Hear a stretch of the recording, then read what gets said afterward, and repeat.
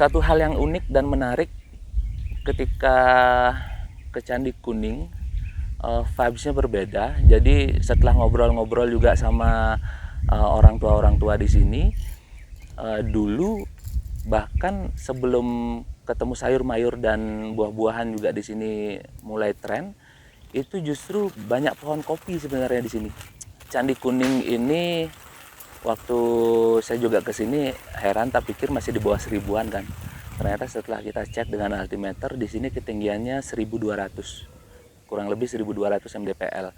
Dan bisa dibilang ini adalah satu-satunya kebun kopi yang masih produktif untuk di daerah Candi Kuning ini.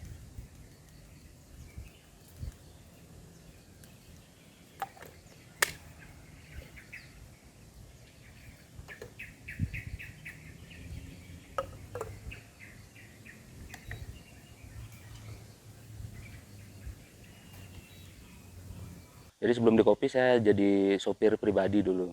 Ya, jadi sopir pribadi, bosnya bergerak di bidang furniture dulu. Ya, jadi karena biasa ngantar klien-kliennya dia waktu ketemu di Ubud, jadi pasti ngopi kan waktu itu. Nah, tercekokilah waktu itu dengan kopi. Karena impian punya kedai ini sudah saya afirmasi dari 2013 itu, karena bos juga sempat nanya waktu itu, ke depan kamu mau ngapain, rencananya buka warung kopi gitu. Dulu 2016 itu sebenarnya awal mula bukanya itu namanya bukan Infinity Coffee.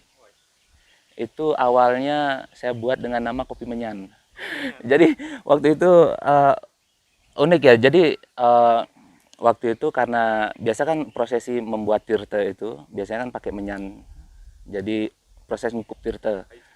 Ya, jadi airnya ini waktu itu saya kepikiran kenapa nggak airnya ini kita pakai untuk nyeduh kopi waktu itu. Bisa dibilang unique selling point di kedai yang akan saya buka gitu. Bang, Mbak, aku mau buka kedai gitu. Apa namanya gitu? Kopi Menyan. Kamu mau jualan klenik apa? Mau jualan kopi gitu. Klenik itu dalam dalam artian ya menyan kan identik dengan hal-hal yang mistis ya seperti itu. Jadi ya memang waktu dulu cara pembuatannya ya hampir sama kayak buat kumkuman tirta itu.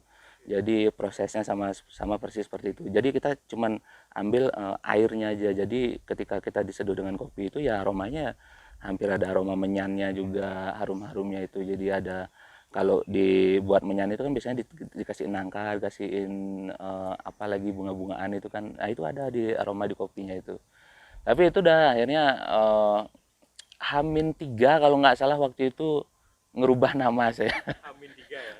Pada saat mau buka Infinity Coffee itu. Oke, terus Jadi pada saat ngerosting lagi nyortir green bean, ketemulah ada biji kopi yang dua nempel seperti itu. Jadi berbentuknya kayak Infinity yang angka 8 itu. Akhirnya saya putuskan lah, oh, kenapa nggak namanya Infinity aja gitu. Karena tempatnya juga kita di pantai juga kan, di pantai yang notabene pemandangannya luas, infinity, tak terbatas gitu. Dan juga keinginan saya kedai saya ini berkembang tidak terbatas, jadi bagaimanapun dia perkembangannya dia bisa fleksibel seperti itu. Dan waktu buka kedai itu pun memang benar-benar ngepres ya. Kalau mungkin dari segi bisnis itu tidak tidak masuk akal ya, karena biasanya kan kalau di segi bisnis kan kalau buka suatu kedai itu atau usaha itu harus ada spare money untuk 3 bulan atau 6 bulan ke depannya. Dan itu waktu itu ya saya buka itu cuman spare money uang 200.000 di rekening saya.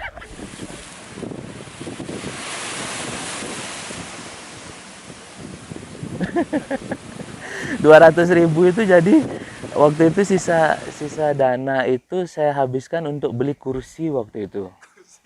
Ya, karena waktu itu tidak ada kursi kan di kedai kan. Semua sudah terbeli. Jadi untuk produk, untuk bahan baku semua sudah terbeli waktu itu. Jadi sisa kursi aja waktu itu belum terbeli. Akhirnya dana sisa itu saya habiskan untuk beli kursi, sisa 200.000 aja. Karena saya berpikiran seperti ini, kalau saya tidak bergerak atau tidak memulai atau tidak melangkah, ini tidak akan jalan, tidak akan buka. Kalau saya sampai mesti nunggu modal lagi baru saya buka, ya nggak akan ada Infinity sekarang. Jadi ya saya memberanikan karena waktu itu berpikiran toh juga produk sudah ada gitu, nanti kita putar di sana aja gitu. Yang lucunya kan saya tidak ada pengalaman di sana, jadi benar-benar benar-benar nekat dan memberanikan diri untuk buka kedai itu.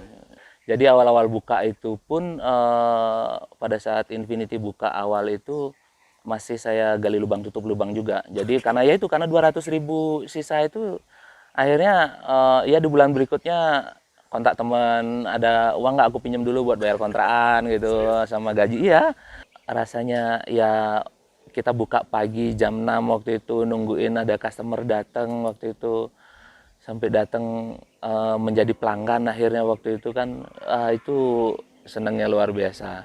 Walaupun cuman waktu itu sehari cuman dapat 60.000, 80.000 itu udah apa ya, udah seneng sih, jadi semangat waktu itu, apalagi ketemu dengan pelanggan yang mengapresiasi hasil kopi yang kita buat. Jadi ada satu customer orang Jepang, dia tidak bisa ngobrol bahasa Inggris tapi pakai kode aja waktu itu. Jadi ya, oh ini ya.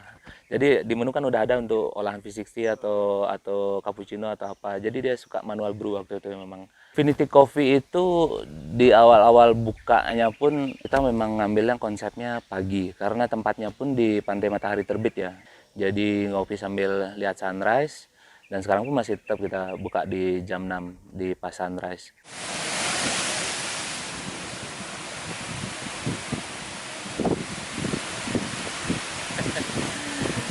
Iya, kalau penyesalan sih pasti ada ya gitu. Kalau seumpama kita tarik ke muda, kalau bisa sih saya buka kedainya pada saat di umur-umur 25 sih sebenarnya. Cuman banyak-banyak hal yang terbuang, tapi saya sudah berdamai dengan itu semua. Jadi setiap kita mau buka usaha itu tidak ada kata terlambat sih sebenarnya. Mau di umur berapapun itu tidak ada kata terlambat. Yang penting kita selama sudah bisa berdamai dengan diri kita sendiri, berdamai dengan masa lalu kita, ya pasti akan enak untuk ngejalaninnya.